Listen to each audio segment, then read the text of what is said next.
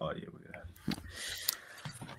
Yo, what's going on, guys? We are back. KOT, Key of Threes. But right now, it's just two of us. It's me and my guy, Jay. How's it going? Hey, what's going on, Super Mario Hoops? I'm doing fantastic. It's Friday, man. It's another Key OT stream, and I'm ready to have a good conversation about these buy and sell teams. I got a lot on my mind. I also have a couple of other topics that I do want to rant about. I had to get some things off my chest, but I'm excited about tonight, bro. Key OT. I think you might be the first person I've ever heard call it that, which is interesting. But yeah, I think that we've just had obviously a couple weeks under our belt. I know we've talked about a couple of these teams, but let's start off with a team I feel like we have not really talked about on any of our streams, and that is the Detroit Pistons. The first couple games, I feel like they looked very weird, out of sorts maybe. I know they added a lot of new pieces. You bring in Duncan Robinson, you bring in Karis LeVert, you lose Malik Beasley in the offseason. Obviously guys like Ron Holland getting a bigger role in the offense, and then Javonte Green there too. So it's a completely different team, maybe one could say, at least from a role player standpoint. And they lost the first game to my Chicago Bulls. So I was like, I don't know. Maybe this is going to be a weird year for the Pistons. And they've quickly bounced back. And right now, they sit as number 2 in the Eastern Conference, and they're only half a game back of my Chicago Bulls. So, I mean, had they beat us there, they would be number 1 in the East. But what do you think of this Pistons team right now? Because they're looking pretty smooth. Yeah, I absolutely love this Pistons team. I knew this squad was going to not only be good, but get even better strictly off of that series against the New York Knicks. They gave us hell. And if I'm going to be completely honest, we might have lost that series if the Pistons had Isaiah Stewart. What I've seen from Isaiah Stewart to start the year, he is perfectly fit for the Detroit Pistons culture, bro. He's tough. He's gritty. He's a great rebounder. He can now stretch the floor. He did do this, improve his three-point shot. I believe it was his second year, maybe his third year. But last year, they told him not to shoot any more threes. But he's back to it this year, and he's looking great. Him and Jalen Duren are going to cause hell for any offense in the Eastern Conference. Those two boys are hard to score on, man, and they're very strong. They're big, and they're just difficult bodies, y'all. You don't want to bang with. Cade Cunningham. Oh, pause. My bad, Paul. I'll be wilding. My bad, Paul. Already with the sus stuff, bro. Cade Cunningham. He's incredible. A couple years ago, 2 years ago, I want to say when the Pistons had that horrible record, I was on the record to say that Cade Cunningham is not a point guard, and I stand on that. He's not a point guard, but he is a bucket that can pass the ball, and he's getting better at that. One thing I do love, I feel like we're noticing that the mid-range is coming back. A lot more players are using the mid-range shot. A couple years ago, with the Houston Rockets, the Golden State Warriors are shoot threes or get to the rim. We don't want to see anything else, but the mid-range is coming back, and Cade Cunningham is a hell of a mid-range player. This entire Piston squad, I really like. I thought they were going to suffer just a little bit without Malik Beasley, but they're just their culture can't be. It just embedded within the Detroit Pistons, and they're showing that this year. Don't be surprised if they're top 3 seed. Hey, Cavs, Knicks, Pistons. Yeah. I know you mentioned that with the mid-range. I think that just because you had a string of like 4 guys who were picked number 1 that are either current faces or future faces of the league, between like Anthony Edwards, Cade Cunningham, Paolo Banchero, and Wemby, who it's like they take a lot of mid-range shots, actually. Like maybe some of that is because someone like Cade or Paolo, maybe not the greatest three-point shooter, at least right now. Whereas other guys like Anthony Edwards, it's a very Jordan or Kobe-esque game. And then Wemby, I feel like, is just a really smart player for how young he is. So I think that might be part of it. And it's helping out that next wave of guys come in, and they're actually taking the mid-range shot more, which is nice because I that's like fundamental basketball right there. I love the fundamentals, man. I'm all about the fundamentals. But I think that the one only thing maybe I'd be a little bit nervous of for the Pistons is their 3-point shooting has not really been there. I feel like the only guys who have taken a decent amount of threes and they've actually hit at a decent rate are Duncan Robinson and Isaiah Stewart. Everyone else is either shooting below average or really bad, or they're just not taking enough threes. And guys like Cade Cunningham, especially, definitely still needs to get his 3-point shot up. I think that even guys like Karis LeVert, Tobias Harris, Asar Thompson, it's going to be hard for him to actually be a 3-point threat, just because, it's going to take time, I think, with him. But if he can at least be more respectable from there, maybe get over that 30% clip. Mm-hmm. But what I've seen mostly from this team is, they're winning games with their defense, especially the rim protection. And they're number 1 in blocks per game right now. They're number 1 in 2-point field goal attempts right now. But I think maybe the 3-point side of things, they might need to fix that up a little bit as the season goes on. I think right now, last time I checked, they were bottom 3 in the league in that category. So that's kind of just the only thing, especially in the playoffs, because it's very similar, you could say, to maybe in previous years, the Orlando Magic. Elite defense, young core, young foundation. But when they need someone who can hit a jump shot, and they're even still dealing with that problem too, Orlando, but when they need a guy who's going for that jump shot, where are you going to turn? And you don't have too many options, it seems like. So but they have looked great. Yeah, I think you're absolutely right, especially with Cade. That 3-point shot is really going to unlock his game, because he's very good at driving to the rim and pretty much to getting to any spot that he wants to. Shooting 30% on 6 attempts is that's damn awful. Cade, you absolutely have to get better. And shooting 43% from the field, that's one part of his game that I really want to see improved. It's the efficiency, but because we know he can do everything else. Very good defender. He's elite at being a playmaker and finishing around the rim within the arc. He's absolutely phenomenal. But like you said, the Pistons shooting is definitely a big problem for a team. They're shooting 34% so far into the year. And I don't see a solution on their roster, which makes me think they may be in store for a move at the trade deadline. I could see possibly packaging maybe Karis LeVert, maybe move on from Tobias. For who, though? What would you say if you had to pick?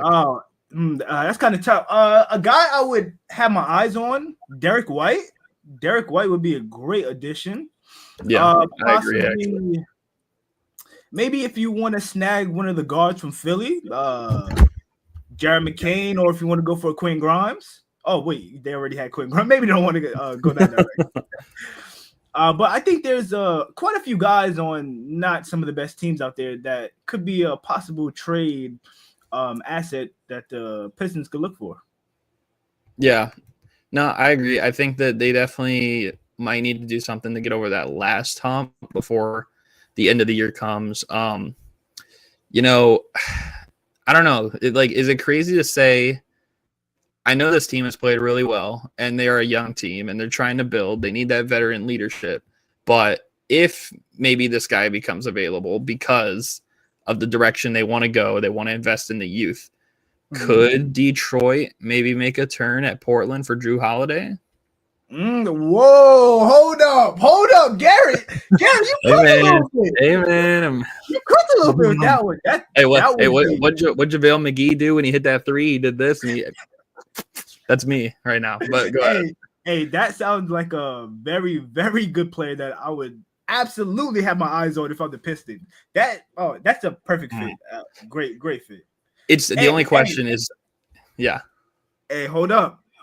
I got somebody in New York for you. Detroit, you want to get your hands on Landry Shamet? No. Let me know. No. You give me a Star Thompson, we good. Nobody wants your dirty laundry, bro. But I just think the only thing with Jrue Holiday is if he becomes available, because he's playing really well for Portland. I'd argue his best he's looked in years, maybe even better than Boston. It's just that obviously the team was better, so his impact feels a little bit stronger. But I don't know, man. Alongside Cade, that would be nice. But a part of me doesn't want it to happen because I want to see this Portland team healthy with Jrue Holiday, with Dame, and all these young guys too. So I'm kind of torn, conflicted. Hey, I respect that. But with the team that's constructed, Garrett, do you buy or sell the Pistons' success so far? I would buy it. I mean, I would say that my biggest thing is, do I buy that they're like a championship contender or something, which generally you'd think a second seed is? No. But I do think that everything you were saying about them being maybe a top 3 seed in the East by the end of the year, and maybe even higher, because right now those two teams you mentioned that they could be below, they are above both those teams, including your Knicks and including the Cavaliers, right? So anything could really happen.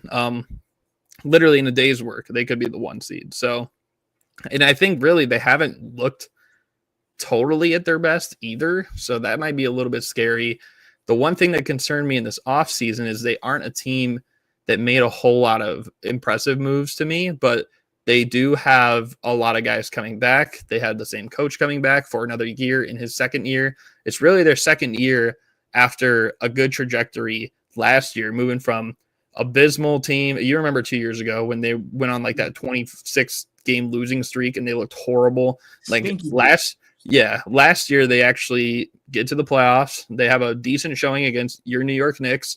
And maybe now this year is that taking that next step, getting to the second round, maybe a sneak conference finals appearance. So I don't think it's too crazy. Yeah, I would have to agree with you. I'm buying the success of the Detroit Pistons. This squad is for real. But Gary, if you don't have anything else to say about the Pistons, I have another team I want to bring up. All right, lay it on me. Pause.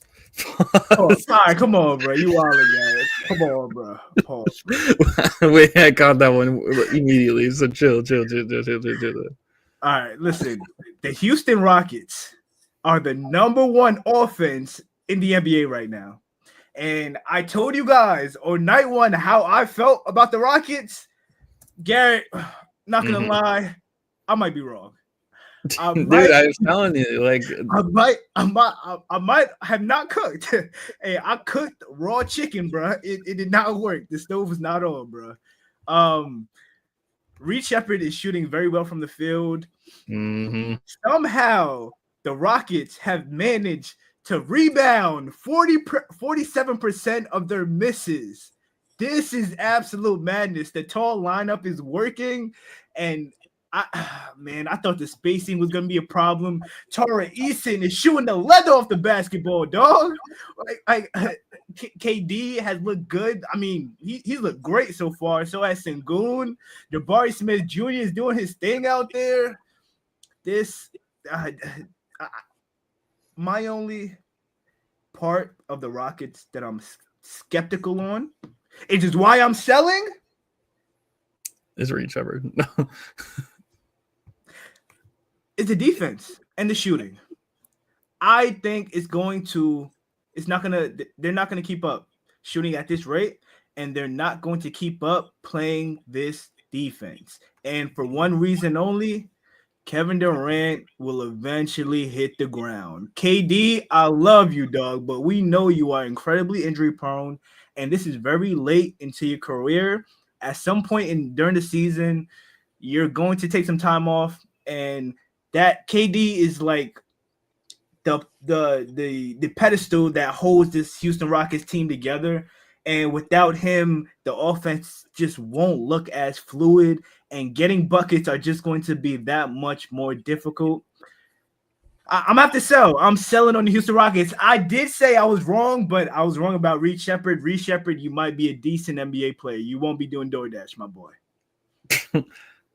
Maybe that's who it was the first day. Like what you said, it was Reed Shepherd was the one doing DoorDash. But I do have to check you for one thing though, because your reasoning is you're saying I gotta sell because Kevin Durant might not be on the court. He might get injured. We all know it's inevitable. But and the shooting, yes.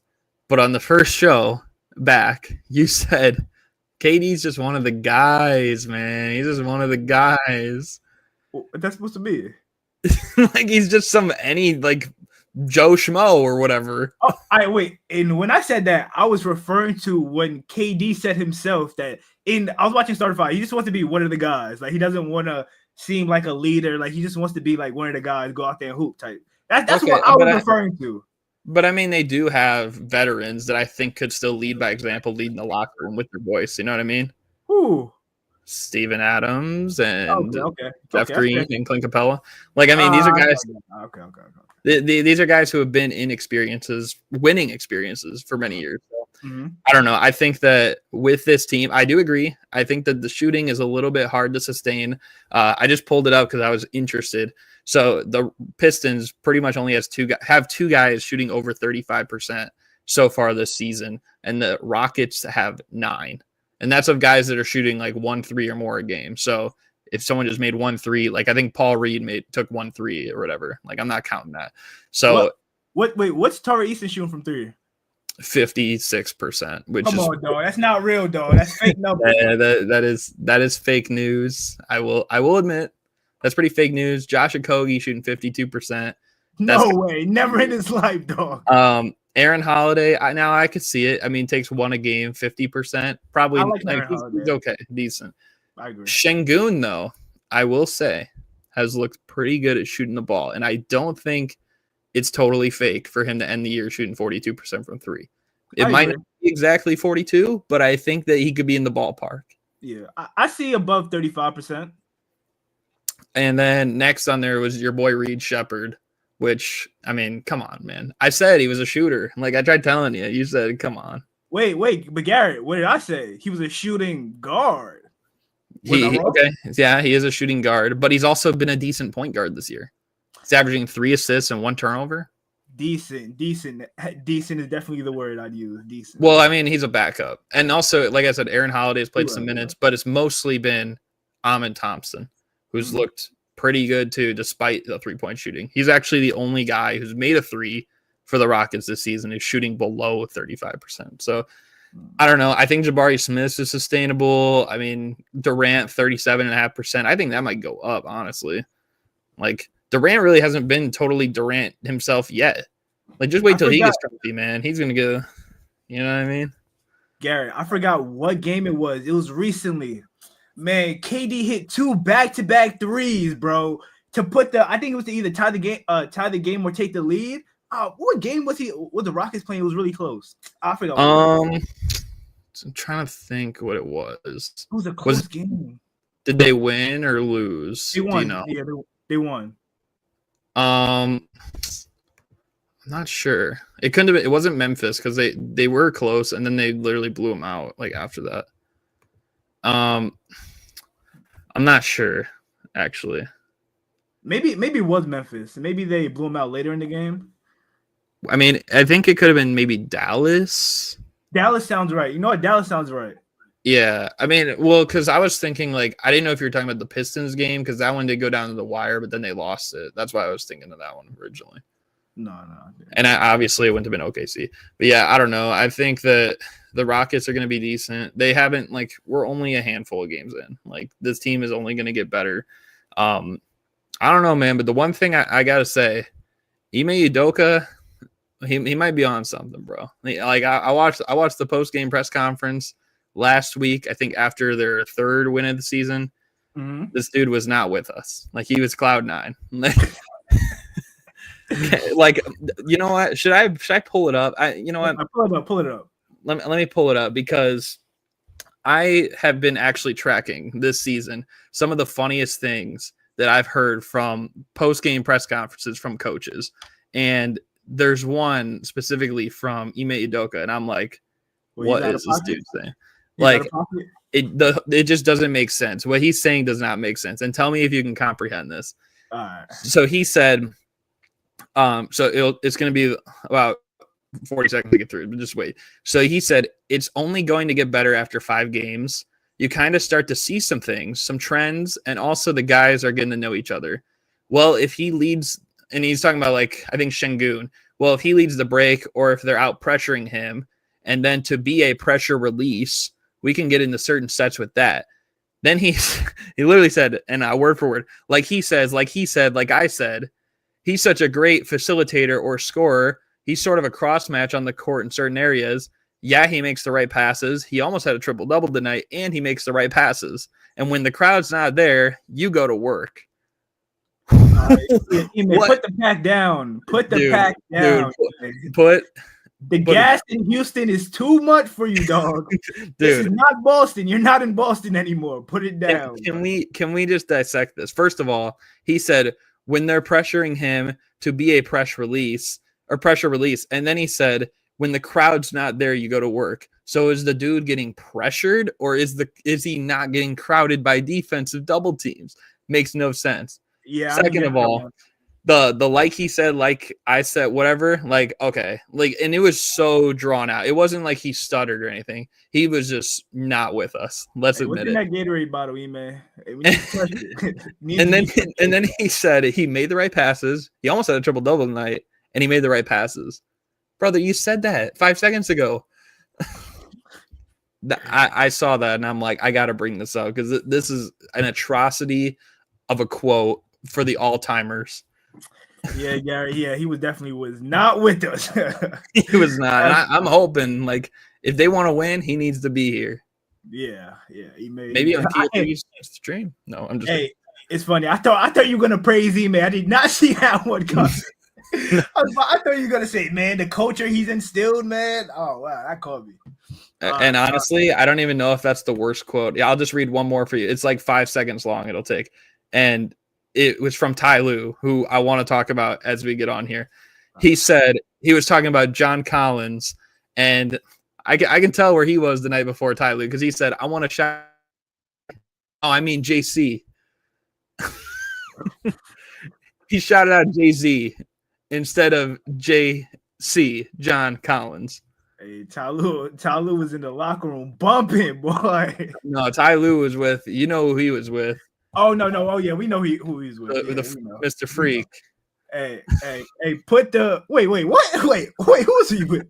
No, like, you know, the oil, baby oil. Oh, I thought he was with Chauncey. What? No, like, oh, you know about like, bro, come on. You know the whole thing with Jay-Z, Beyonce. All right, bro. I didn't know he was a baby oil bandit. My bad, dog. I thought he was with Chauncey and bro. What the? Dude, I don't know, but that was sus to me. I was like, there's no way he's thinking of Jay-Z at midnight on a Saturday unless he's thinking about you know what. Nasty work, bro.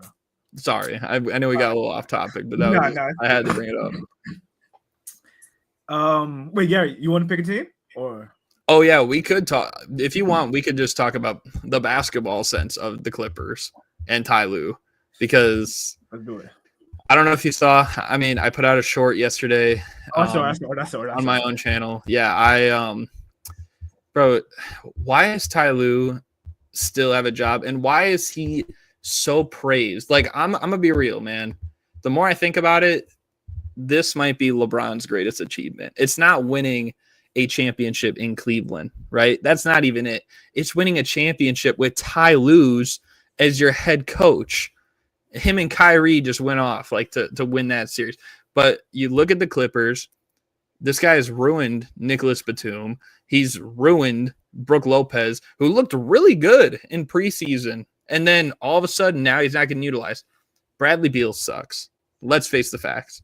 Bradley Beal sucks. Can't play basketball. I'm winning that 1v1. I don't care what he says. But Bradley Beal cannot play anymore. As much as we talk about Clay being washed, brother, take a look at Bradley Beal. He's the new Celtic Shaq. And then we got Chris Paul over here, who he can't play hardly as many minutes anymore. It's just a very old team. This guy does not use Jay-Z, or as he calls him, but JC, John Collins. Like, I get it, too. The last game, no Kawhi, no Harden. But you should not be getting punked by the Phoenix Suns like that in that situation. You shouldn't be getting punked. They put Bell. We shouldn't be getting punked by Jalen Green if you're the Clippers. That might be an all-time forfeit the franchise moment. I got something to say about that later. I got it. Continue. But all in all, like, I just don't know how he keeps getting a pass. Like, he's been coaching the Clippers as pretty much as long as Billy Donovan's been coaching my Bulls. And the first year, sure, the Clippers get to their first conference finals ever.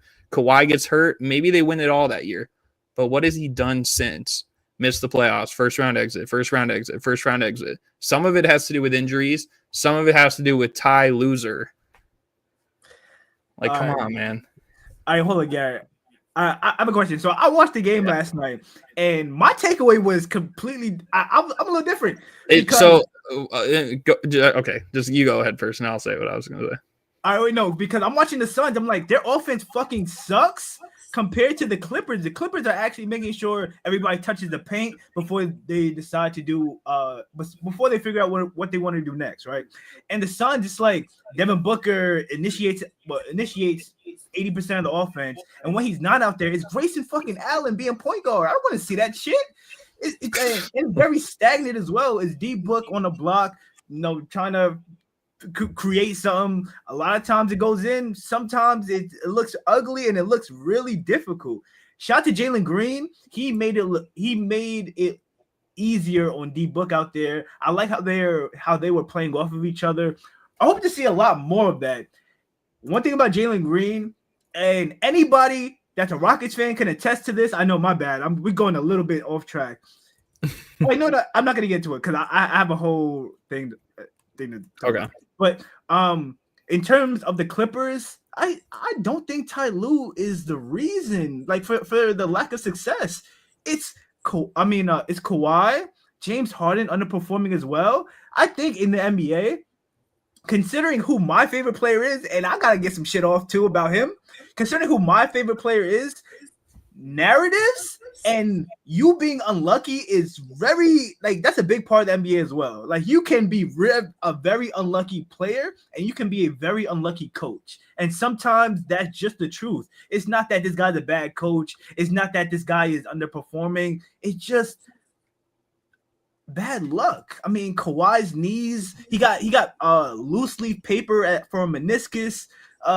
James Harden is too busy being at the casino and focus on basketball. Like, it just, I don't. But see, the thing is, like, but it is Ty Lue is a bad coach. Like, I'm not saying anything else can't be like going without blame on this Clippers team, but it all starts with Ty Lue, because Ty Lue has been the constant that's been there, and the root of their failures, in my opinion, failures where they were supposed to succeed.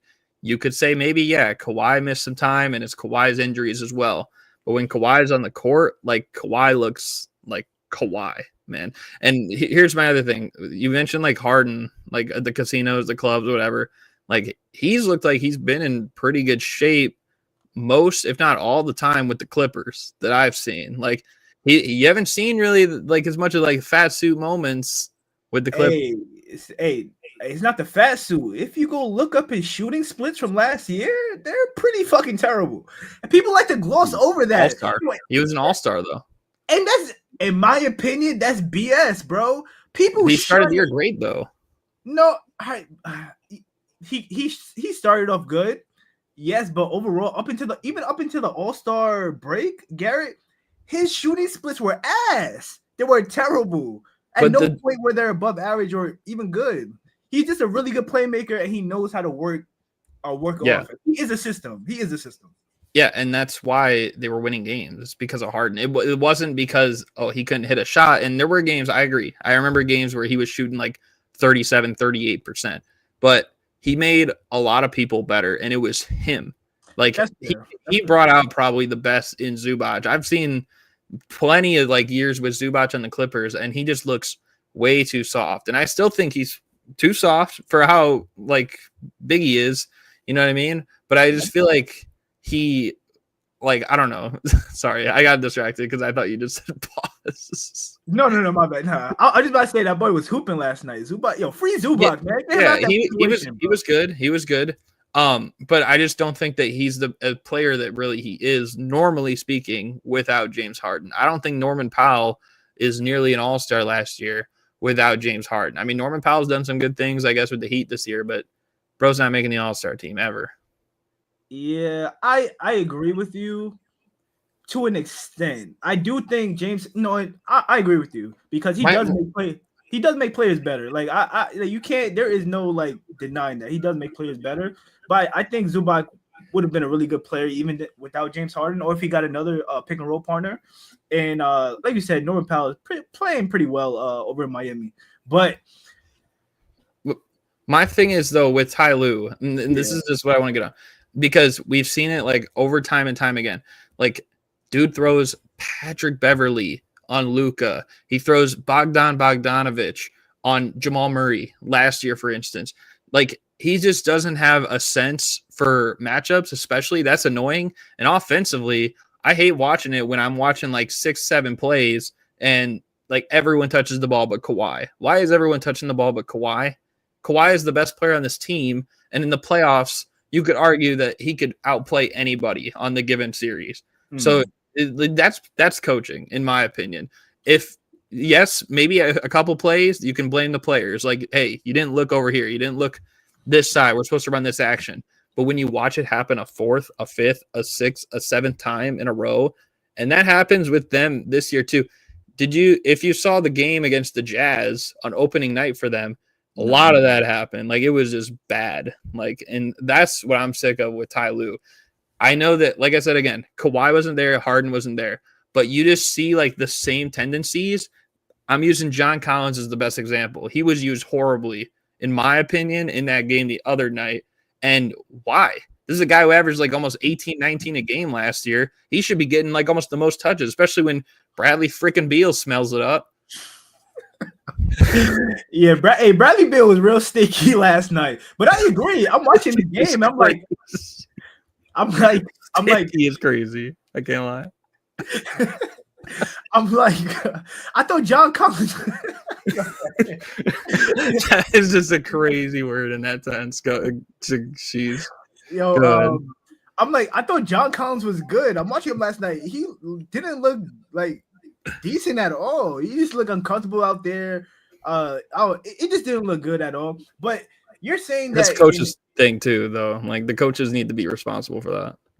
I agree. But how do you feel about the year that the Clippers made the Western Conference Finals? Like, would you still say Ty Lue is a bad coach? But see, that was his first year. And also, I think that the team is different.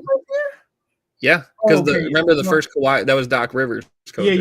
Yeah, you're right. Like, see, I feel like, yes, they went far. I think that maybe that was a better year as well, because it was just such a new dynamic that it felt like a breath of fresh air. Doc was with the Clippers for so long. Some of those role players still carried over, like the Lou Williams and the Pat Bevs and stuff like that. So, like, Zubac, of course, he was another carryover player.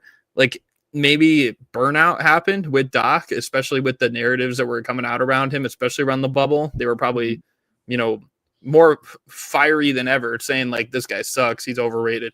So to get a guy like Ty Lue in there, it probably felt like a breath of fresh air. The first season they go through, they had that, chip on their back mentality. And I'll give, like, Ty Lue, sure, good comeback coach. Like, he's able to bounce back, generally speaking, like, get his teams prepared when they're in a deficit. But why are you in a deficit? It happens. It doesn't even just happen on a series basis where they're down 2-0, down 3-1, whatever it is. They're down 20 points to the Jazz. They're down 20 points to the Suns. Even the game last night, they lost by 13? Like, okay, yeah, I made it close near the end. Why are you getting down so big? Like, this guy spots other teams' points. You're not wearing your SWAT uniform today, but you should for Ty Lue. You even said it last time. You even said it last stream. You said Ty Lue, like, you're indicted. Did you not? No, I think I did. You did. So I don't know, man. I'm tired of him. Tired of Ty Lue's, man. So wait, Garrett. So you selling the Clippers this year? Dude, they're sold, bro. They sold out. They sold out to aspiration. Steve Ballmer.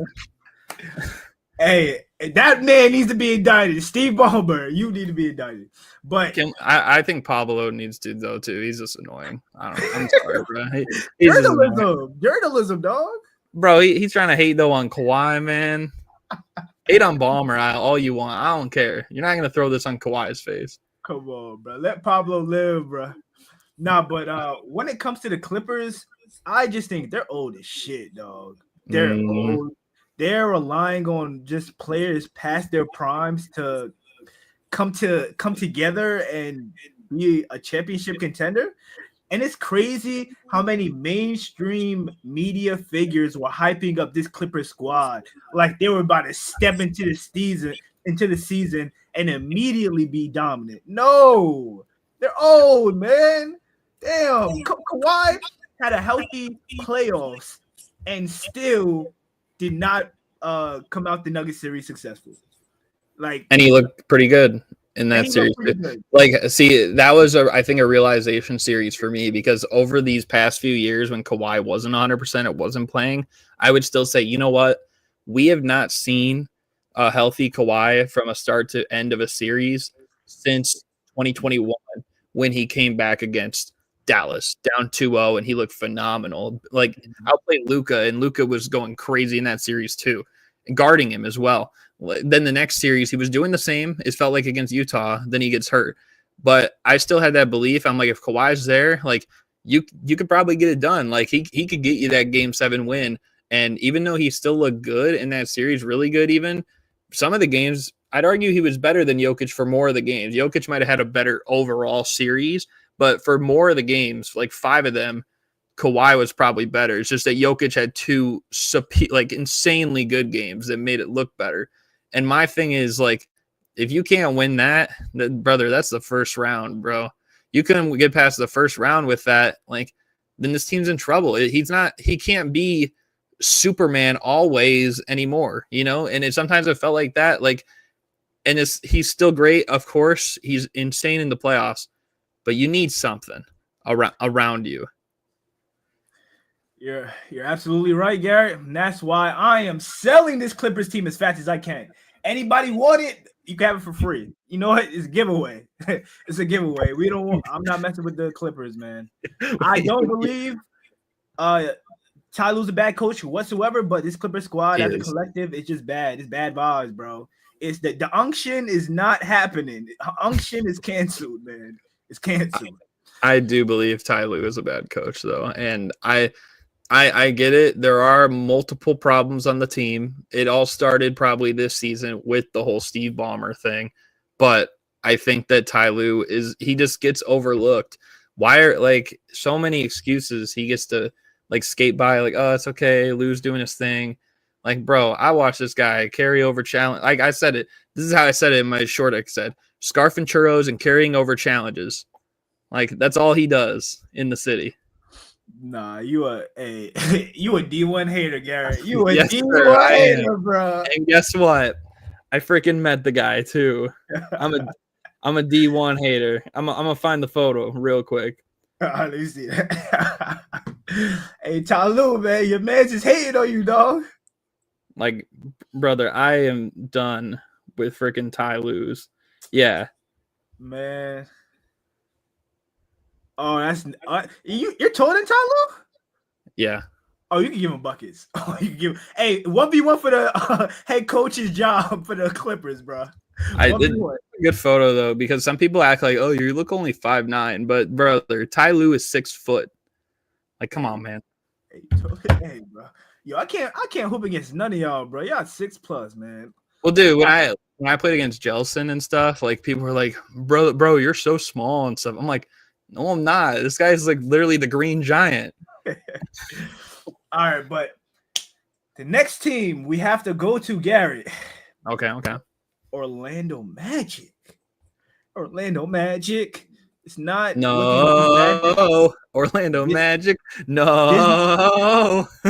Disney World is closed in Orlando for Desmond Bane, Paolo Banchero, Franz Wagner. The whole team is banned. And Jamal Mosley, you are on the hot seat, my brother. And it's about time. I'm not going to lie, for the last 2 years, I've been saying Jamal Mosley needs to be looked at as the head coach, because there's no reason this Orlando Magic team should be as bad of a shooting squad that they are right now. Garrett, correct me if I'm wrong. They're 3-5. Do you know the record? Yep. 3-5, 11th in the East. 11th in the East, and that's not acceptable, especially with the addition of Desmond Bane. He was supposed to be the key to unlock the Orlando Magic, and it's not fitting. It's not fitting. It's not working, and the Orlando Magic just look like a worse team from last year. Not only the offense is bad, but the defense is bad as well.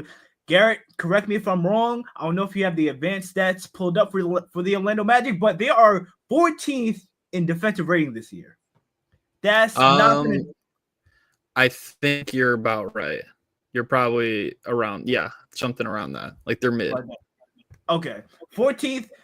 They're 14th in defensive rating this year. And especially when I think I saw that they were about like 22nd in offense, that's just not gonna cut it. That's just not gonna cut it. You are one of the best young teams last year, and we're all expecting for you guys to take that next leap to be amongst the top 4 seeds in the Eastern Conference. Especially when everyone said the East was going to be weak this year. This is your time to shine. But look at the Detroit Pistons; they look pretty good. I mean, look at the Cavs and the Knicks still look very good. You're supposed to be up there, Orlando, but you're not meeting our expectations. And Paolo Banchero, I am looking at you. You're supposed to be the superstar to really propel this Orlando Magic team, and you do not look that good this year, my brother. I need you to play better.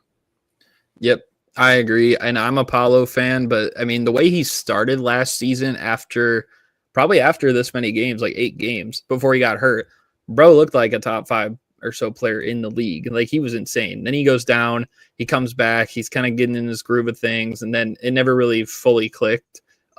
This season, I thought he would start off the same way he did last season, and he just really hasn't, especially with how many guys we're seeing average like 30 points a game right now. Like there's probably like 7 or 8 guys that are like above 30 a game right now. I'm not saying he should be, but can we at least get you like around 27, 28? I think he's at like 22 or 23 right now.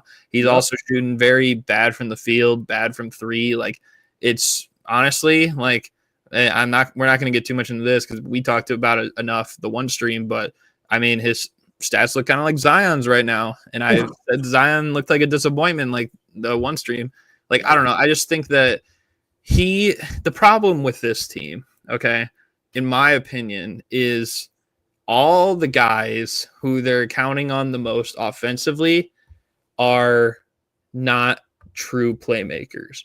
And it's very hard to play a team like that because it's like, all right, he gets the ball, running action through this guy, running action through this guy.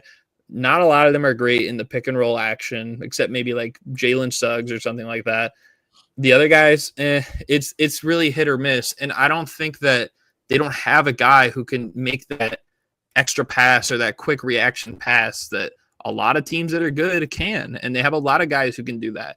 Even someone like Tyus Jones, who I've said is one of the more, I think, overrated players just because I feel like he plays the game way too safe. Like this dude's assist to turnover ratio is 1.5 this season. Like that's really rare for him because over most of his career, he's sitting at like 5 or 6 assist to turnover ratio. Like, and now he's at 1.5. He's hardly playing. And this team is dog water, like when it comes to that. So yeah, it's starting to look like Jamal Mosley might just be one of those coaches that can build the talent to get to a certain point, but there's a plateau. And I think that this team, at least now, they're going to need a coach who can get them to that next level and unlock that championship gear. Because right now they just look like, I mean, it's not even a given they'll make the playoffs the way they're playing, but they look like maybe they could be just a playoff team. So, Garrett, from what I'm hearing from what you said, your 2 fixes, which I think is interesting, not saying you're wrong by any means. So you think they should have went after a playmaker instead of Desmond Bane? I mean, they definitely needed a shooter. I don't like the thing with Desmond Bane, and I do like Desmond Bane. Like I've supported him for a while. Not my favorite player or anything, but like I've been a fan of Desmond Bane. And I just think that you need a specific core around him because he's not that ideal playmaker off the dribble or anything. Maybe better than a Klay Thompson, for instance, but he's not as good as your Donovan Mitchell at playmaking as a 2 guard. So he's in that weird in-between area. And yes, he can shoot the ball, but I've even said this about like Malcolm Brogdon, and this is why his 3-point shooting was down some years. When he's used more as a ball handler, a facilitator, it can be harder to get into your own set shots. And that's why Brogdon in some of those years, his 3-point shot was kind of average, maybe even a little below average.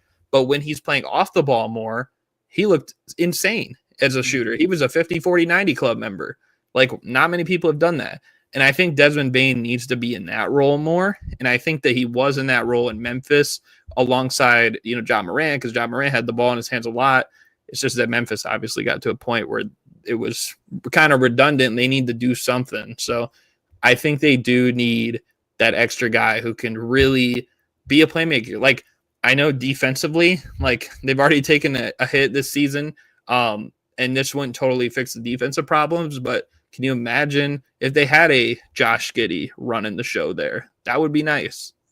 It won't happen, but they need a player like that, That's not a bad player that would really make some creative things happen within this Orlando Magic offense. I'm thinking of a Josh Giddey pick and roll with Paolo Banchero just to find easier looks for him, because Paolo, I feel like every shot Paolo has is really difficult. His game is very similar in terms of like within the arc. It's very similar to Giannis, right? But the thing that people don't give Giannis enough credit for is his touch around the rim. He has phenomenal touch around the rim, and I'm seeing Paolo Banchero, and it's ugly, bro. The touch just isn't there for the frequency that he wants to take his shots at the rim. He's either gonna have to improve his touch, improve his shot selection, because taking all those mid-range shots at your efficiency, it's not viable for what this Orlando Magic team needs. We need more fast-paced, easier looks, get some more threes. They got Anthony Black posted up in the corner for come on, bro. We're not doing anything with that, bro. I think I saw a stat somewhere where I think so far this year, like Paolo's the worst mid-range shooter in the league, like given like a certain sample size or something. So yes, yeah. And I was just gonna say, and one other thing too, and this honestly could maybe even be a segue, but I just feel like the problem now that the Magic are gonna have to deal with is this Desmond Bane trade. I'll even compare it maybe to your boy in a little bit, like here, Russell Westbrook, because when he got traded from OKC, they had reached a time where it's like, okay, we're not going to win with this core. And then they changed things up. OKC a few years later, built a championship team, but they got tons of picks. And this Desmond Bane trade sent a lot of picks to Memphis. And if you're Memphis and you're looking at like your own team right now, you might be thinking, hey, we just got like 4 potentially valuable picks for Desmond Bane because the Magic aren't looking too good. What if we unloaded Ja, got a plethora of picks ourselves, and we start building this young foundation up again? Garrett, what the hell? Garrett, what the hell? Hey, man. Hey, hold up. Wait a minute. Hold, before we segue, hold up. Hey, we gotta talk Grizz now. Hold up. Before we segue. Was that not fire? Wait. Was that not fire? Like, that was fire. I'm selling the Orlando Magic. I felt like my Brian Windhorst there. Like when he even like. Oh wait, no. Me and Brian Windhorst got beef. I'm the better Brian. We'll get to that later. But I'm selling the Orlando Magic. I think it's deeper. I think it's deeper than just a quick fix. I think you got to do some internal reconstruction with this team. Yeah, no, I agree. Do you think like, I don't know, man. I feel like though that could make the Grizzlies that next OKC kind of team though. With everything going on with the Memphis Grizzlies right now, Ja's not happy. Everybody's injured. I think if things continue to take a downhill spiral, you might have to just go ahead and unload Ja and think about the future. My gripe with the Memphis Grizzlies is that they let narratives and outside noise get to them way too much. I hated how they dealt with Dylan Brooks. Because Dylan Brooks is a fierce competitor and sometimes a troll, you let that take into account your team construction. He built a culture within the Memphis Grizzlies that he didn't build a culture, but him, Ja, and Jaren Jackson Jr. established a culture within that young Memphis Grizzlies core that made them a potential dynasty, but obviously that did not happen. They were broken up way too fast. That's like if you were to break up JB and JT. Like, we just don't know what would have happened if you kept the team together. But people like to microwave success, and that doesn't always happen. Yeah, the Grizzlies. I absolutely hated how they dealt with Dillon Brooks, trading him away. Like, not even trading him away. Just did they trade him? They didn't sign him at all. They just didn't even bring him back. And I'll just say too, like, one other thing, like, last stream, because I watched last stream. I'm gonna say it. John brought up that Dillon Brooks like leaving was the thing that really changed the Grizzlies, and a lot of them laughed at it, but I think it's true, man. That was a culture change. Like, who else has really had that leadership since? Because when that season after that, a bunch of people just started sitting out games, more issues. And like we just now we're in a point where Bane gone, Jaren Jackson Jr. Yeah, they want to invest in him, but how much longer is he probably going to be there? Because this is his 8th season, and they're looking like they're going to need to retool. He's going to start looking like here's what I'll say. He's going to look like Miles Turner did in Indiana after the Sabonis trade, and then that period of time before not after the Sabonis trade, like just before the Sabonis trade. And before they got Halliburton, when they were like really bad, that's what this team's probably going to look like. And you're going to be thinking, time is ticking for when Jaren Jackson Jr. is gone too, because Ja is going to go. Hey, Jaren Jackson Jr., you are not him. You average 5 rebounds a game, dog. You are not him. I have to get that on my chest. He is the most overrated player in the NBA. Jaren Jackson Jr., you should not have a defensive player of the year, dog. That is not yours. I forgot. You robbed somebody. I don't know who it was, but you robbed somebody. Jaren Jackson Jr., you're not that good, dog. I don't know. That was the year Evan Mobley was up there, I'm pretty sure, right? But my other thing is with Jaren Jackson, like, yes, he might be super overrated, but also I feel like Sabonis is in that mix, who I just mentioned. I don't know, man. Not a defender, fake rebounding, not a shooter. Slow skills, slow bag. Oh, wait. Slow bag Sabonis. That's what we got to call, man. Slow bag Sabonis. Oh, wait, hold on. Before we get to the Kings and Sabonis, yeah, I have a question with this Grizzly squad, right? Okay. I'm not too, like I said, I did not like how they handled Dillon Brooks, and I do not like how they're handling Ja Morant, suspending him because he voiced publicly his frustrations with the head coach.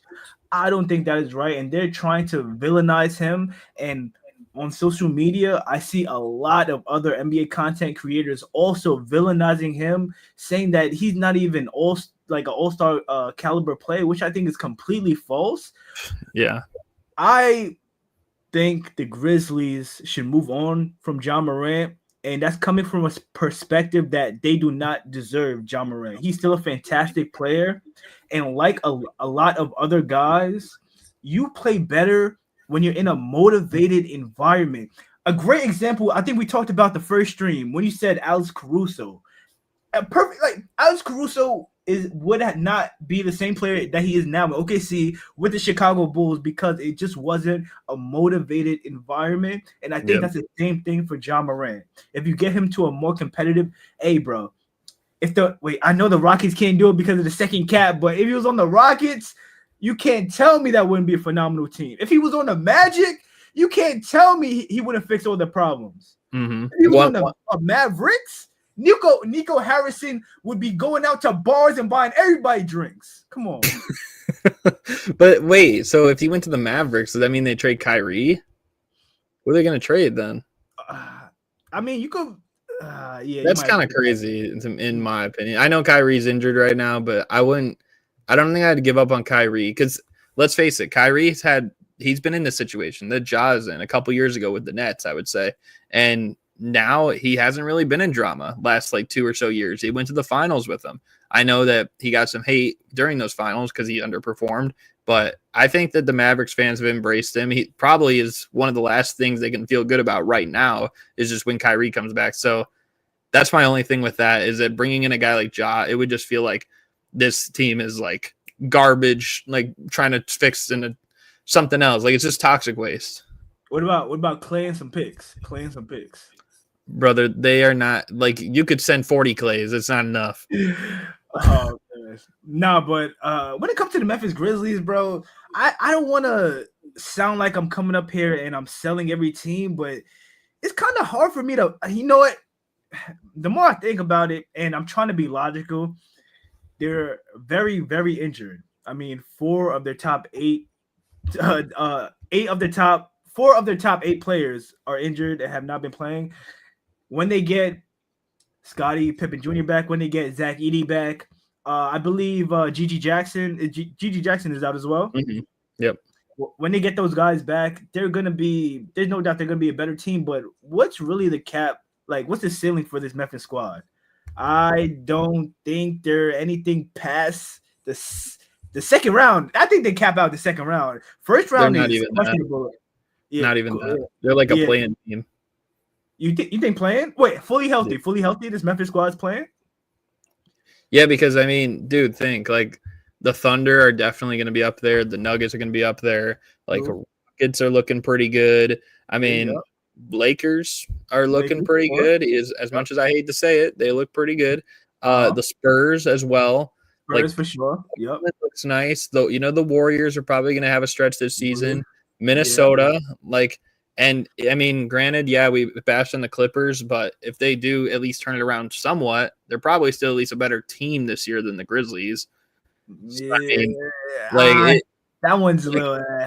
But my point is, okay, so let's say they're above the Clippers, and they still got to be better than 3 of those other teams I just mentioned. Is that no, you're right. They're definitely playing. Yeah. Like that's their ceiling, man. I don't know. Yeah. Grizzlies. Am I selling the disappointment of the Grizzlies right now? No. I would actually buy Grizzly stock, but am I selling that they're a championship contender or anything like that as constructed? This team, the players on the roster? No, absolutely not. Wait, you said you're not selling stock fully? I'm not selling any stock of the Grizzlies right now. I buy stock. I buy stock saying that they will be a better team in the future. But dude, they look bro. Like this is crazy right now, bro. Wait, Garrett. Wait, what are you doing? I'm selling, bro. I'm writing it in. Wait, Garrett. This is crazy. Wait, I have a question. You were criticizing Ty Lue, right? How do you feel about this Grizzlies? What's his name? The Grizzlies head coach. Tomas Isolo. Tomas Isolo. You have an offense where your best player isn't featured as much as most players in the league. I mean, you're taking a different approach to this Grizzlies offense and how you want to play, how you want this team to play, that you're taking influence from from your time in Europe. You're taking that and bringing it into the NBA. I appreciate the different perspective. I appreciate your twist on hoops, but your best player is your best player at the end of the day, and they will be the ones to get you over the hump and to get you where you want to be at the end. And I don't think you not utilizing your best player to his best abilities is just holding your team back. And I think Ja is right for being frustrated, especially not only this year, but how they treated him last year, having an offense where there were damn near no screens, the same offense that the Miami Heat is running right now. Having an offense where there's no screen, you have a guy like Ja that thrives off turning the corner and driving to the rim and finding open lanes that way. And you completely eliminate that, making him absolutely easier to guard. I would take that as disrespect from the Grizzlies because you're not using me in the best way possible. So not only last year, but this year, 2 years in a row, you're trying to turn me into a player that I've never been or I don't excel at being. I don't think that's right. And I think, like I said, I think the Grizzlies should move on from Ja. And here's the other thing too. I don't know exactly what it is, but I recall what it was on Wednesday before that game finished against Houston. And they were like pretty sure they were ranked first in pace in the league right now, and they're like near the bottom. Like I think they're like 19th or something in efficiency.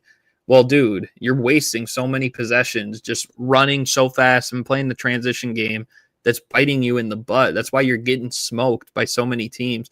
that's a problem, one, with his coaching. The other thing is, too, like, I've never seen a guy who's at the pro level who depends so much on just 5 in, 5 out, 5 in, 5 out, like subs. Like, you can't do that. Like, you got to sub him in, like, matchup wise, scheme wise. Not everybody comes in at the same time. Not everybody comes out at the same time.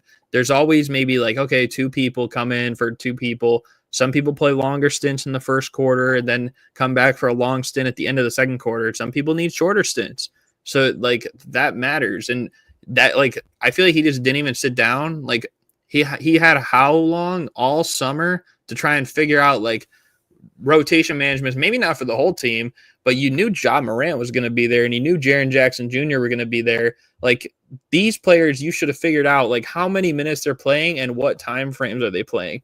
And it feels like Ja is kind of like, feels a little bit like hurt or like offended just because that's not really established. I agree 1,000% with you. While we're talking about this, let's add our boy in here. My dog. My made dog, it just in time. Sorry, I swear, man, work be keeping a guy busy, bro. My goodness. But let me tell you about something real quick, and then we'll get into whatever. Okay. Man, if I got customers out there, right? You can choose Thursday, Wednesday, Tuesday, Monday, shoot, even early on a Friday, you could choose, right? But this customer I have decided to choose the last possible slot on my calendar. He chose a 4 p.m. to 5 p.m. calendar slot on a Friday. And because I guarantee that customer don't get no type of play or anything. Hey man, that's a procrastination man right there. That's a guy way too long. And all he wanted to talk about was his account renewal. Man. And that fits perfectly, actually. That fits perfectly with what I was just saying, because I just said, and then you can talk, Jay. Tomas Isolo for all offseason had this time to figure out how many minutes and what time frames was Ja and Jaren Jackson Jr. going to play. So Tomas Isolo, you are procrastination man. You had 4 months to figure this out, and what are you doing? Now everyone hates you. Well, especially Ja Morant. I don't know if everybody hates you, because some people hate Ja, but you get my point. See, Garrett, I like that you had the same smoke you had for Ty Lue with Tomas Isolo. All right, you get the same energy. I like that. I like that. Don't remind me about that bum in LA. hey, John, you got anything? How you feel about the Grizzlies, bro? Wait, y'all told about the Grizzlies last stream, right? Yeah, we talked a little bit about the Grizzlies. Honestly, I mean, what I think, bro, is I think that it's upsetting because we never got to really see them ever put it together. Because remember, like, they were supposed to be good, right? But they never can get that healthy year. And then it's like, oh, the next year when this player gets back, the next year when this player gets back, and then that they never got to put it together. Not Desmond Bane, Dillon Brooks ends up getting traded, and I swear that ends up being the start of the downfall for them. Saying, yo, right? I just said that. Exactly. So when Dillon Brooks go, that ends up being the start of the downfall for them, and then they let go of Taylor Jenkins, and then I just don't think Ja Morant. I'm going to be honest with you. I don't think he's getting incorporated into the offense well, but it's not even just that. I think it's more than that. I think the way he's responding by the fact that he's not incorporating it well, right? Not even just like the off the court stuff he does, just the on the court, bro. Like the way he was pouting in that Lakers game. And again, I only refer to Lakers because like that's the team I'm always watching most. But when Luka dropped 44 on them, I saw Ja Morant pouting so much, and I saw Ja Morant in key moments giving up the ball to Cam Spencer with like 5 seconds on the shot clock. I'm like, yo, aren't you the best player on this team?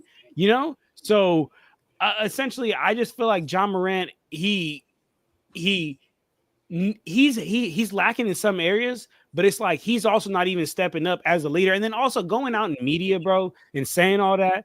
Like that's so irresponsible as a leader, you know, because imagine you a rookie on that team, and now you see the best player or the best player or like the role player or the best like guy, the role model on the team talking like this, and you think like, oh yeah, well, this is how the league work. That's not how the league work. That's not how good teams work.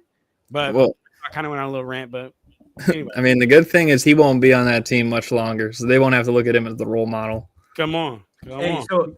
so John, you buying or selling? You buying that the Grizzlies are going to be a better team later in the season, or you selling that hey they trash and they gonna be trash all year? I'm selling. Selling, okay. They're gonna be trash all year, boy. I think they're gonna be I, trash I all was year. I was doing this like just a couple minutes ago before you joined in because like Jay was saying, I'm not gonna fully sell yet, and I'm like, brother, I'm writing it up. No, I'm selling it. I'm Listen, writing it up. Here you go. Come on. I'm buying solely on the fact that they have a lot of players out that's essential for this success and in the rotation that are gonna come back, and they're not gonna be. I'm not saying that they're gonna be a championship contender by any means, but they're gonna be a better team. And like me and Garrett kind of found a middle ground on they're gonna be a play. They're pretty much gonna be playing. I do think it is crazy though the Dylan Brooks thing. Like, again, Bro, I swear that was the start of the downfall. It's facts though, Garrett. It's facts. That was really I must have kind of missed the full part because I remember I brought up last stream. I know you mentioned that, but for some reason I was thinking like you said like you didn't agree with it or something. But yeah, no, that is just like the fact that is the case. Like it says a lot. I don't know. Hey, he brought it to Houston, and he gonna bring it to Phoenix too. Watch out, hey, Phoenix son, they don't know what, bro. Hey, They don't know what, bro. Wait, all right, hold on. The next team we got to talk about, especially because Lakers Corner is here. You got to talk about the Lake Show, man. You got to talk about the Lake Show. John, correct me if I'm wrong. 7-2? 7-2, second seed as the time of reporting. 7-2, second seed. Luka looks phenomenal. Anytime he step on the court, dropping bangers. Austin Reeves has been a phenomenal complimentary player and number one option when Luka and LeBron has not been in the lineup. DeAndre Ayton, that first game scared everybody, but that boy bounced back and he is hooping out there. I think you guys are real. Very, very well coached. I think JJ Redick learned a lot last year. Actually playing bigs, I like it. I'm buying the Lake Show, man. I'm buying the Lake Show as far as like us being a good team and improving. I think that I'll be honest. Look, I think that a lot of people actually underestimated us.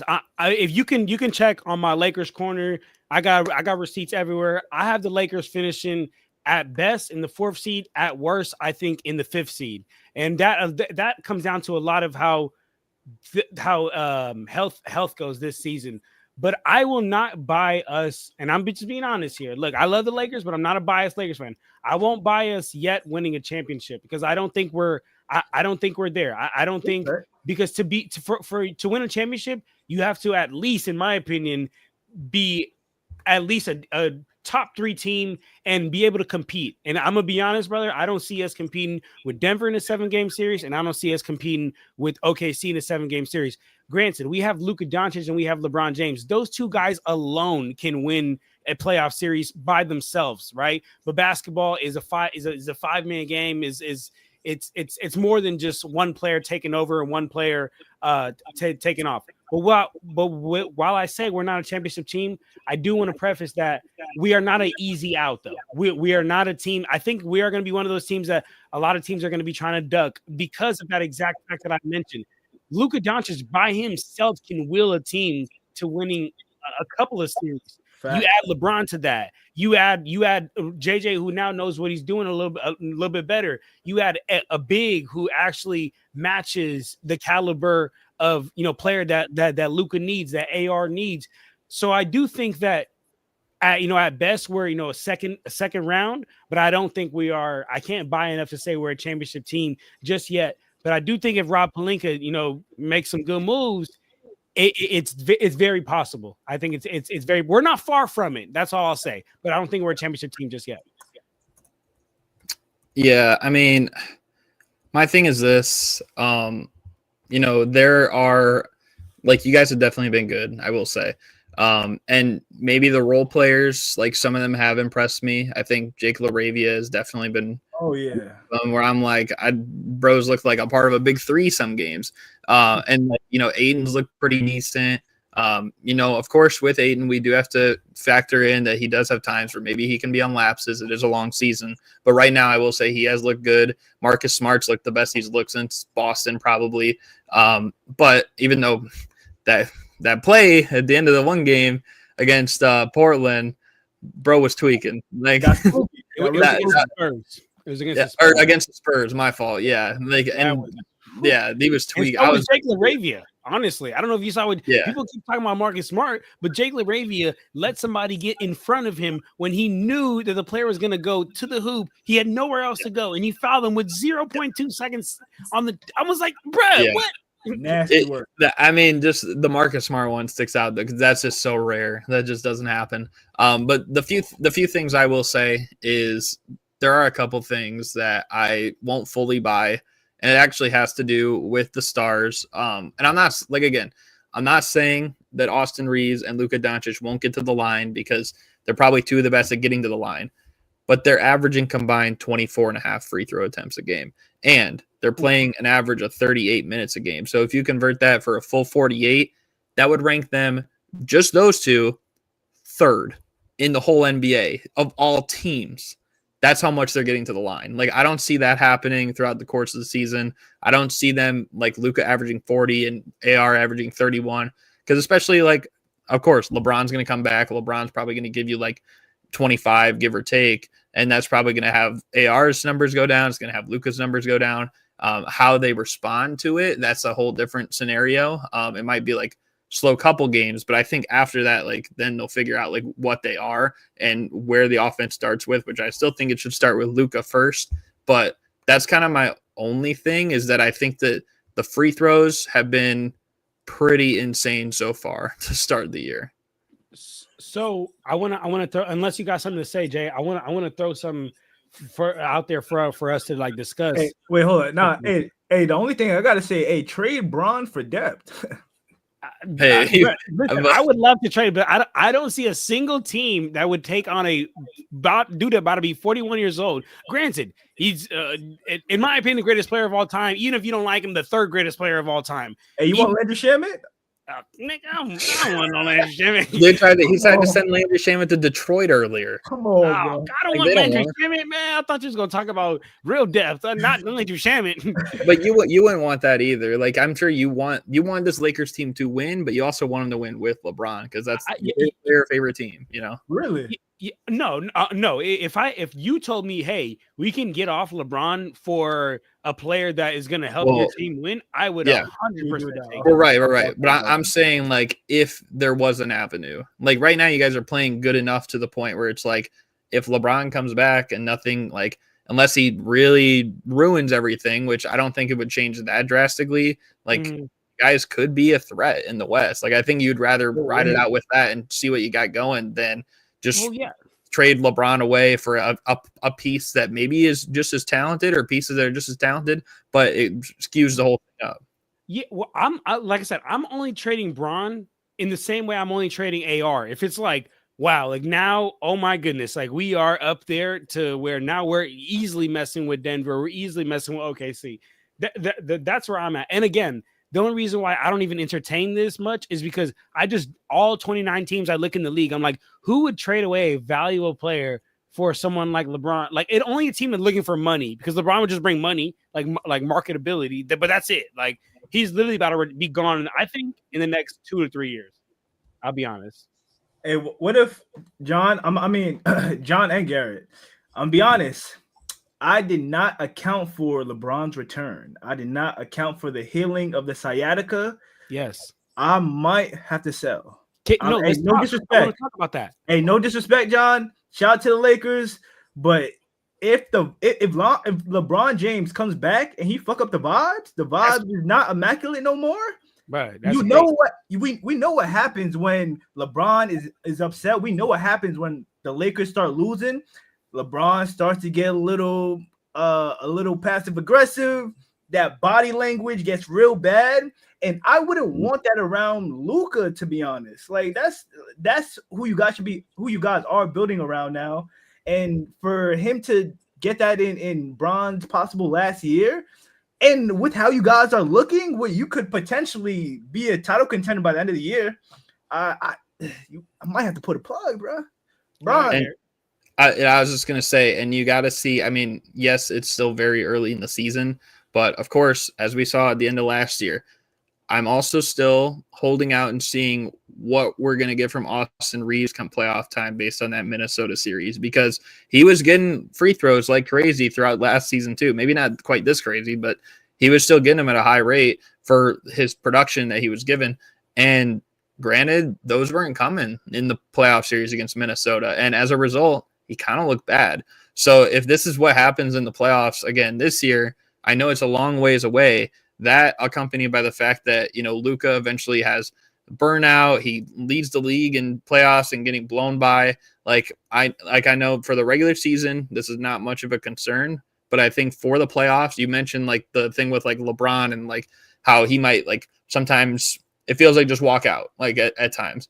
Like these are other things that could be concerning come playoffs, that if you bring them all together and then things just start going wrong, like one game or two games, then we'll have to see. But I mean, right now, I would say that Luka looks good. I would say that Austin Reeves looks good. They're probably both like top 10 in MVP voting right now. Probably the only team that has two guys that you could argue are top 10 in the MVP voting right now. But is that sustainable to that capacity? I mean, that's what remains to be seen. Yeah, and one thing that I feel like is really cool to touch on with the Lakers is exactly what you mentioned, Jay, of like LeBron's return, because we all know that LeBron isn't really like a plug and play type player. Like wherever he goes, like he becomes the system, right? He becomes like he's the orbit, like everything surrounds around him, which again, understandably so. Like he's LeBron James, like I understand, but he's about to be 41, and we have Luka Doncic on this team, and we have who I would rather, the offense orbit around. So again, I say all that to say, honestly, bro, I would be perfectly fine. And I'm saying this as a Lakers fan. I would be perfectly fine with LeBron James missing like 50 games this season. Like he come back in like the latter like 30 to 40 games of the season, right? And start to and kind of start to pick it up. And again, granted, he'll still be practicing with the team. Like it's not like he's going to be at home, playing Madden, right? Like he's going to be practicing with the team. He's still going to be around the team, right?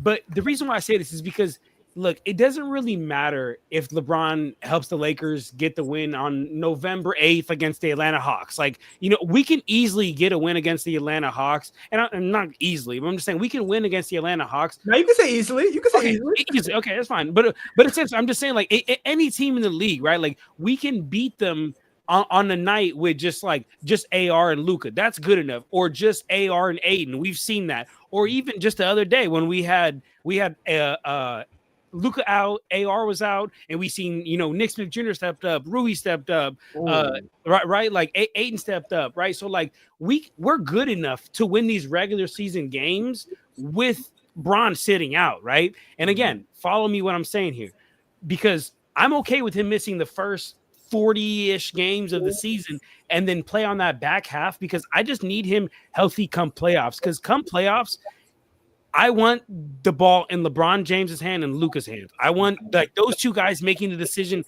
literally every single time down court, because the playoffs are played much differently than the regular season. The playoffs is all about dominating your exact matchup, right? Like dominating. If you can dominate your matchup and then cause the defense to start helping, now you're just driving and kicking, bro, and that's a dangerous spot for the defense to be in. And I say that to say there's not many matchups around the league where Luka and LeBron don't dominate every single time, where they're just I'm by you, I'm going by you, and when I'm by you, okay, now you send help, okay, perfect, thank you, drive and kick, and now we're whether it's kick to the shooter or continue to kick. I say that to say, how do y'all feel about that? Like, how do y'all feel about Bron literally sitting the first like 40 to 50 games of the season and just being good latter half and then playoffs? As long as he doesn't mess up the flow, really, I don't see why. I mean, it's not really that much of a problem. I wouldn't just sit him to sit him, though. Like, I think, like, if he can come back, definitely. But, like, if that's how long it takes for him to fully recover, and if they're rolling and he doesn't, like, they don't miss a beat, then I don't see why it's a problem. But what's missing a beat, though?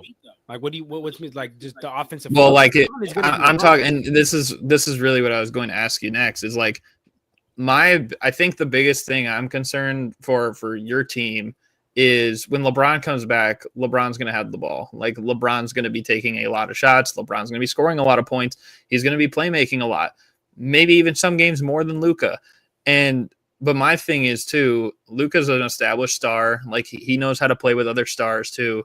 Like, but Austin Reeves right now has just started playing like a star in this start of the season. Whether it withstands or whether it's just like a run of games remains to be seen. But if this is like a breakout season for him where he starts playing like an all-star, maybe even all-NBA player, like is LeBron coming back going to, have an impact on that?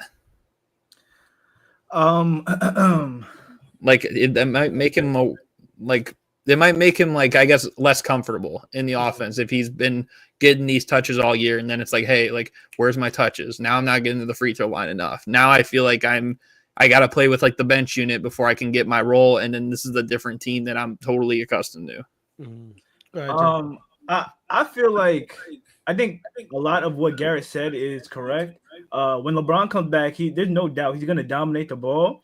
But the more I think about it, LeBron coming back might be exactly what the Lakers want, because we also have to remember Austin Reeves is up for a contract next year, right? He is, yeah. Like an unrestricted free agent? He is an unrestricted free agent, yeah. Exactly. And Austin, no matter what, Austin Reeves is going to hoop out. He knows what the situation is. And the Lakers also know what the situation is. And we know the cap situation.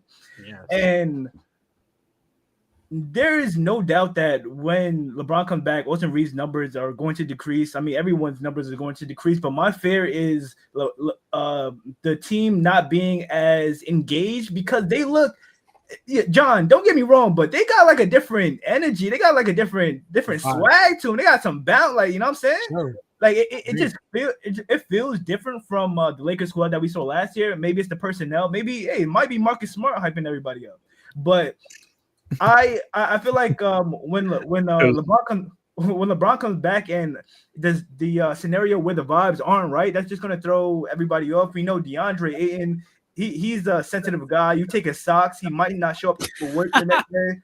So we don't know what's gonna happen when LeBron comes back. So I think that's the biggest question right now, and we're gonna see in the next few weeks, right, John? Yeah. I mean, he got cleared for contact activity just this week, so he's going to be reevaluated in like 1 to 2 weeks. So we'll see. But let me also answer your question about the LeBron sitting out. My thing is that he's 40 years old. Like you said, he's about to turn 41. That ramp up when he does play his first game may be a little too much. And my only reason for that concern is that we saw when he came back from that groin injury and Kyle Kuzma was pushing him to play defense and things like, was that the calf? Was that the groin or the calf? LeBron his current injury right now? No. The one where with Kyle Kuzma like had to push him on defense. Oh, yeah, that was his calf injury. Okay. So that was the calf. So yeah, when LeBron coming back from injury, especially at the late stage in his career, I would prefer him to play these games. We could have a minute restriction for the year. We know Bron's not gonna have that though, but I don't know. I don't know. In my opinion, I would trade LeBron James for Landry Shamet. God. Man, if you rush him back though, that ramp up's going to be a gramp up, because I don't know if it's going to help out the team. Gramp up is hella funny. Yeah, I don't know. But I don't know if you guys want, like, I kind of had something I wanted to talk about too, with just. Oh, wait. Can I just get like a little Russ? Like, let me just give some Russ. Okay, get your Russ off, and then. Hey, listen. First of all, Garrett, I don't like the disrespect. You've been giving Russell Westbrook. John, I don't like the disrespect. You be giving Russell Westbrook. I watched last stream. Yeah, I did. I saw what you were saying, dog. I saw it, bro. Hey, John, stand by it. Stand by it. I gotta stand on it. You're right. Let him get this. Whatever. Hey, listen. Russell Westbrook has been disrespected for way too long. After Kevin Durant left OKC, he has been overtaxed his entire career. He had Carmelo Anthony and Paul George. Paul George had an MVP year next to him. Carmelo Anthony was at a later stage in his career. Obviously, was not a productive player. Boom. He goes to Houston. Houston is a piss poor team. They trade away their center, and in the playoffs, they're playing against the Oklahoma City Thunder. Boom. Russell Westbrook gets a quad injury, and he plays terrible in that series. But nobody gives him credit or gives him bail because he was injured. They see the numbers like, oh, Westbrook, stop, bro. He goes to Washington. Bradley Beal averaged 30 next to him, dog. He averaged it before he got there. The year before, though. All right, but were they in the playoffs? Yeah, what? How does that not matter? Yeah, were they in the playoffs? Let him get it off, Jay. Go ahead. But I'm right, just saying he did that before Russ. He averaged 30 next to Russ and took them to the playoffs, right? Next, he goes to the Lakers. All right, let's not forget Washington, bad team. Houston, bad team. Lakers, John, you can attest that was a bad squad, bro. That was a bad squad, bro. Why? We know, because there were no shooters on that team. Russell Westbrook, LeBron James, and Anthony Davis. What? Oh my God! Wait. Who were the shooters? Why? First name he said was who, John? He said Westbrook. He just trying to, Jay, get it off, Jay. Go ahead, get it off. Hey, bro. Hey, it's people like Garrett, bro. It's the Twitter trolls like Garrett I be seeing that be pissed off, bro. The thing is, wait. And I'll say it. All right. Overtaxed once again on the Lakers, asking him to be somebody he is not. On the Clippers.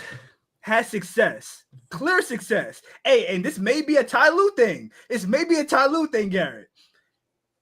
James Harden goes to the Clippers. James Harden gets traded to the Clippers. Russell Westbrook is relegated to the bench, and he stops playing well because they just have two conflicting play styles. Boom, he goes to the Nuggets. Damn, there's a lot of teams. Yeah, Nuggets next. Man, he can pass around. Like, come on, man. All right, not too much. Okay, he's on the Nuggets. He's once again being asked to do a lot with a little, bro. We can't deny the fact that Russell Westbrook, after Kevin Durant left OKC, has been asked to do a lot with a little, and people don't give him enough credit for the career he has had. I hate how people have Chris Paul on a higher pedestal than Russell Westbrook. Chris Paul is not better than Russell Westbrook, bro. Chris Paul is like the 15th best point guard ever. Russell Westbrook 5th, bro. Like, what are we doing? But he was not. I think the argument that you should have made was not as much that, because I feel like, okay, the Wizards, sure, they didn't have expectations, but some of those places like the Lakers and the Nuggets, like he had players around him. It just didn't work out. Like maybe it was bad rosters. Yo, Gary, you can't deny it was bad rosters, bro. The Nuggets are not a bad roster, bro. Wait. Dude, the Nuggets might have beat the Thunder last year if they were healthy. But they were, if they beat the Thunder, they would have overachieved. And you guys cannot deny that. That was Jokic, though, and Jamal Murray was playing decent some of the games, but Aaron Gordon played outstanding, and he shouldn't have even been walking. You know what I mean? And Garrett, you know who was also injured in that series? Westbrook. Gary, you go. I'm done. Gary, go. I'm done. Sorry. I hear you, Jay. Look, my thing is, here's what I will say about Russell Westbrook. He had a great game the other night. I know this is why you're feeling it right now. Leading all guards in rebounding. Best rebounding guard ever. Second best rebounding guard ever. I will give him that. Who's number one? Oscar. Come on, man. You know Oscar. All right, come on. You know, Jay. Hey, listen. Hey, Brian Windhorst. Relax, Brian Windhorst. Hey, let me know when you get one of these of Russell Westbrook. Brian Windhorst is crazy. Hey, because Brian Windhorst said the same bullshit on his podcast. I'm on that ass, Brian. Yeah. Peep the best guard rebounder ever right here. That's not Russell Westbrook, my brother. I'm sorry. Yeah, I know. Put your glasses on and get a good look at the big O right here. Hey, big O, put the bro. My thing is, yes, he had a good game the other day. He's on the Sacramento Kings, and the Sacramento Kings suck. Like, they're not going to be doing anything this year. They're a team of misfits, which is probably perfect at this point in his career for Russell Westbrook. Because he's been doing it his entire career. Doing what? Dragging a bunch of misfits and overachieving to make them a playoff team. What's their record? Right? Oh, I don't know. I have no idea. I'm not saying the Kings overachieving. All right, see, you're not. See, all right, see, he trying to get it off. He trying to get it off. He trying to get it off. All right, you're not rage baiting me, bro. No, you're not rage baiting me, bro. You're not rage baiting me, bro. I'll leave it at this. He had a great game the other night, and I will refrain from saying anything else negative because if not, you'll probably hate me for it. So, Gary, have you never heard if you have nothing positive to say, don't say nothing at all? No. Because just go. But see, this is KOT. This is why we're the best stream because we bring it to you real. Come you know on. what I mean? We keep it 100. Real and authentic, man. Real and authentic. Yo, shout out to my Russ fans, man. Westbrook fans, Westbrook Brigade. We together, baby. So the one thing I wanted to say though too, because my Bulls, Josh Giddey. We don't have to talk really about the Bulls. I want to talk about Josh Giddey. Like, is it too crazy to say? I think if he keeps this up for a string of years, we come into a playoff team. Because I'm not gonna lie, I was looking at this team and I'm like, okay, Buzelis is the future guy. But a part of me is also thinking maybe Buzelis is the future number one option, and Josh Giddey is really the engine, the system. And maybe if all goes well, I don't think it's too crazy to say Josh Giddey one day could be a maybe top. Like he's never going to eclipse Michael Jordan. He's never going to eclipse Scottie Pippen or Derrick Rose. But could he be a top 5, 6 Chicago Bull ever if we get some playoff appearances, maybe make a deep run or two, even if we don't win it all? I don't think it's too crazy, especially because he's averaging like almost a triple-double. Wait, quick buy sell on the Chicago Bulls. As a championship contender for this season, playoff team, no championship. I'll buy because I had him as the 8th seed before the year. I just felt like the East was so weak, and right now we're playing so good that I feel like 6 or 7 is not out of the picture. Yeah, I'd have to watch more. I'm not gonna lie, I haven't watched too much of the Chicago Bulls. You guys have looked like really good when the time that I did watch your games, but I'm just gonna have to watch a little bit more. Yeah, and I was even gonna say, Garrett, like I hear you on Giddey, but the only thing is I feel like it might just be a little early to say that, like top 5 Bulls of all time. Well, I mean, who would you like? Who really? Because the next guys I'm thinking of, I mean, as a Bulls fan, I feel like you got to put all the guys who got their jersey retired, and Derrick Rose is getting his retired in a couple months here. But so that would be Jordan, Pippen, Rose, and the other 2 are Bob Love and Jerry Sloan. So I'll give those guys the edge. But after that, you're looking at like Norm Van Leer, who elite guard defender from the 70s, maybe. Artis Gilmore. I mean, Artis Gilmore was a force to be reckoned with, defensive-minded big. So you could put those 2 over him, but I mean, is it crazy to take him over Jimmy Butler on the Bulls? Is it crazy to take him over Luol Deng on the Bulls? Is it crazy to take him over Joakim Noah? Maybe because it is crazy to me to say that. But I like Luol Deng and I like Joakim Noah. I'm taking those guys over Giddey right now, but I think if all goes well for a string of years, he keeps up this production. I think that's possible, man. No Dennis Rodman love in Chicago? Giddey, I was already better than Dennis Rodman. Stop. Dennis Rodman was a lot to deal with over those years. Nah, that's hilarious. I don't know if you guys have anything else, or I had one more thing I maybe was going to say. Talk to us. Okay, because I know before the show, I really was going to go with something else, but I kind of wanted to do a little on this day segment very briefly. And so November 7th is the day, and I went back to 2002, and I just found a score between the Detroit Pistons and Denver Nuggets. The Pistons won the game. They had 89 points, which to me is kind of crazy. And then the leading scorer in that game was indicted himself, Chauncey Billups, with 21. And for the Nuggets, their leading scorer was James Posey with 21. But then aside from that, the next leading scorers were Nene with 10, Rip Hamilton 15. Like, it was a very defensive-minded game. The Nuggets didn't score 20 in any quarter. So my quick question I want to ask you guys, and we can close it out after, is do you guys prefer a game that's low scoring, or are you more like a high scoring? A lot of them are high scoring now. Are you more of a high-scoring game type of guy or a low-scoring game type of guy? That's hard. If I'm being honest, that's kind of hard because I'm not like I like good hoops. I mean, if it's tough defense, that's like what to you feels like better hoops, generally speaking. Like you watch the game, you're like, this is a great game. you take a glance at the scoreboard and you're like, I guess it's scoring buckets. I love me some buckets. Hey, that's real. That's real.